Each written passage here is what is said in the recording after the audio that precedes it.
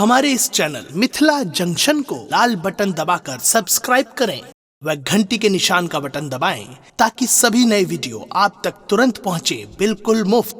यो सुनु ने की कहै छियै ना तंग नहीं करू हमरा। यो आइए गाड़ी धारबै त धारबै ने आ बुझै नहीं छियै कि गंगा कैसेट के नौकरी कते टाइट होय छै। हम फोन करबै गंगा कैसेट में। फोन तोन करबा के काज नहीं छै। पुनीत भाई छुट्टी नहीं देथिन, कहै छथिन काज सर्वप्रथम चीज होता है। आ बहाना नहीं करू, आ सौतीन रखने छी। हम नहीं मानब, आई टिकस फाइरे देबू।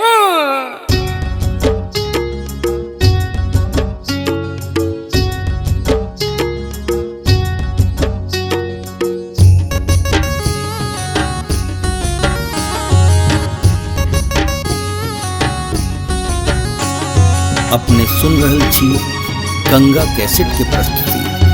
धरा नहीं देब हम सवेरे वाला गाड़ी, सवेरे वाला गाड़ी। धरा नहीं देब हम सवेरे वाला गाड़ी, सवेरे वाला गाड़ी। चैत किरिए आहा के किरिए होटी कस देब फाड़ी। चैत किरिए आहा के किरिए होटी कस देब फाड़ी।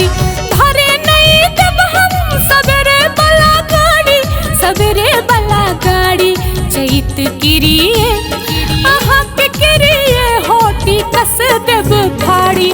चैत किरिए आहा के किरिए होटी कस देब फाड़ी।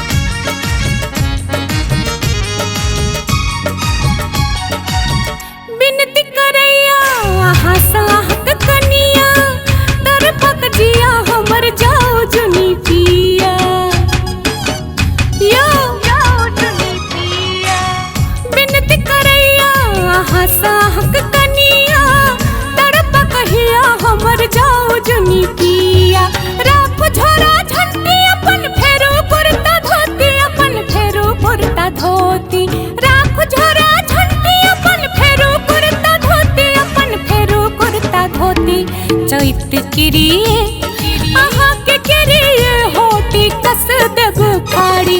चैत किरिए आहा के किरिए होटी कस देब फाड़ी।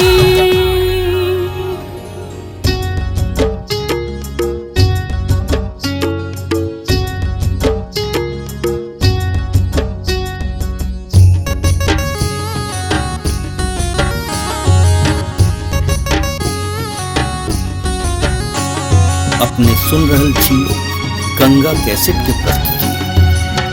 दो दिन भेल नहीं भ गेलौ तैयार जी, की कोन सौतीन रखने छी बाहर जी। यो रखने छी बाहर जी। दो दिन भेल नहीं भ गेलौ तैयार जी, की कोन सौतीन रखने छी बाहर जी। पता यदि लागत त सीथ देबै जारी, ओकर सीथ देबै जारी। पता यदि लागत त सीथ देबै जारी, ओकर सीथ देबै जारी। चैत किरिए आहा के किरिए होटी कस देबै फाड़ी। चैत किरिए आहा के किरिए होटी कस देबै फाड़ी।